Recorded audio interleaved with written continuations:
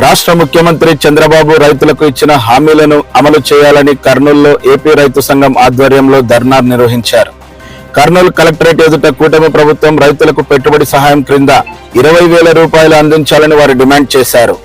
ఎన్నికల ముందు చంద్రబాబు రైతులకు మేలు చేస్తామని చెప్పి అధికారంలోకి వచ్చిన బాబుకు రైతులు కనిపించారని విమర్శిస్తున్నారు.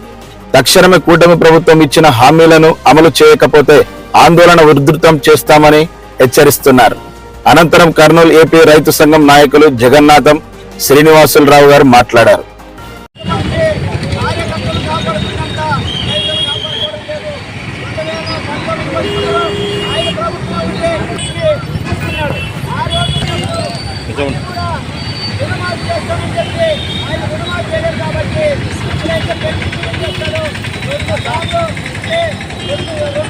మిత్రులారా, ఈరోజు రాష్ట్ర వ్యాప్తంగా ఆంధ్రప్రదేశ్ రైతు సంఘం ఆధ్వర్యాన అన్ని జిల్లా కేంద్రాల్లోన ఇతర చోట్ల కూడా అన్నదాత సుఖీభవ డబ్బులు చంద్రబాబు నాయుడు తక్షణమే విడుదల చేయాలని డిమాండ్ చేస్తూ రైతులు సమ్మె ధర్నాలు చేస్తున్నాం.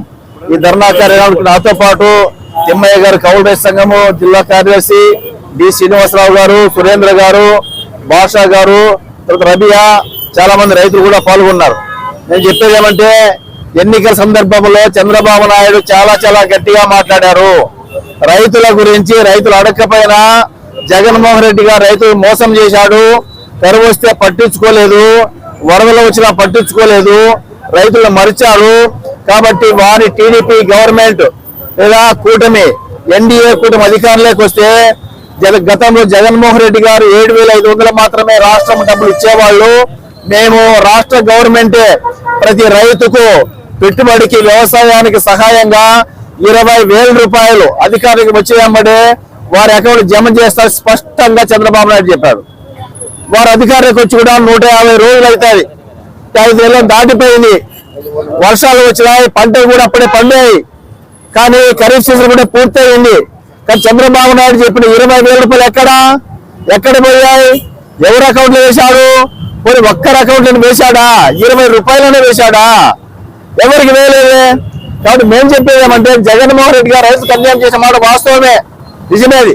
కానీ ఆయన స్థానంలో మీరు వస్తామని చెప్పారు, రైతులను ఆదుకుంటామని చెప్పారు, కాపాడుతామని చెప్పారు, రైతే రాదని చెప్పారు, రైతుల గవర్నమెంట్ మాత్రని చెప్పారు, రైతుల పక్షాన్ని ఉంటామని చెప్పారు. వాళ్ళ భుజం మీద చేసుకుని నడిచారు. మీరంతా కూడా లోకేష్ గారు పాదయాత్ర కూడా రైతుల్ని పక్కన నిలబడి నడిచాడు. కానీ అధికారులకు వచ్చిన తర్వాత 20,000 రూపాయలు వేయరా?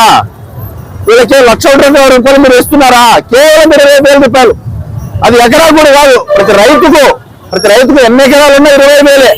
అది కూడా వేయకుండా ఉన్నారు. గతంలో జగన్మోహన్ రెడ్డి గారు ఎందుకు ఓడిపోయారు? రైతులు పట్టించుకోలేదు, మోసం చేశాడు, దగా చేశాడు, కరువు వస్తే పట్టించుకోలేదు. కాబట్టి ఎన్నికల్లో జగన్మోహన్ రెడ్డి గారు సంఖ్యరాగిపోయారు, సంఖ్యరాగి మూల కూర్చున్నారు. ఇప్పుడు మీరు వచ్చారు కుర్చీలకి, ఓకే రైట్, బ్రహ్మాండంగా వచ్చారు, మెజార్టీ ఉంది, మీ కూటమి కూడా మెజార్టీ ఉంది, ఎన్డీఏ కూటమికి.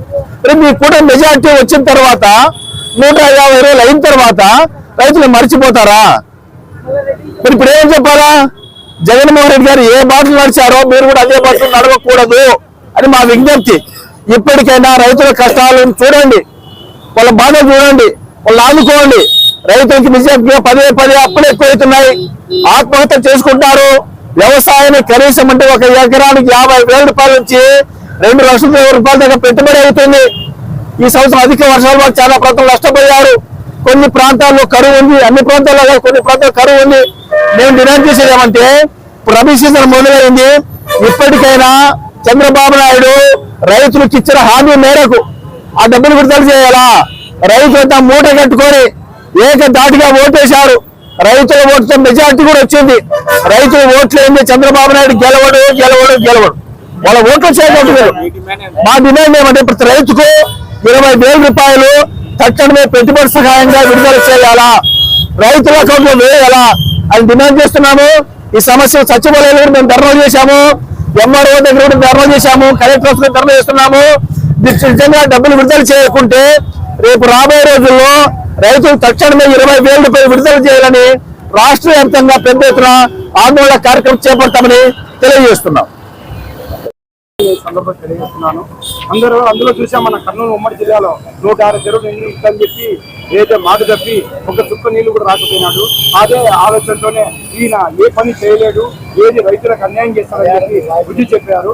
అందులో భాగంగానే ఏదైతే చంద్రబాబు నాయుడు గారు ఎన్నికల వాగ్దానం చేశాడు, ఇక్కడ ప్రతి రైతుకి 20,000 రూపాయలు పెట్టుబడి సాయం ఇస్తానని చెప్పి, అందులో భాగంగానే 20,000 ఇస్తానని చెప్పి ఇంతవరకు అడపా దడప కొడుకు వచ్చాడు. గతంలో చూసాం లడ్డు అని పేరు చెప్పి కొన్ని కలుపుకుంటూ వచ్చాడు, మళ్ళా మద్యపానం దాని పేరు చెప్పి జరుపుకుంటూ వచ్చాడు.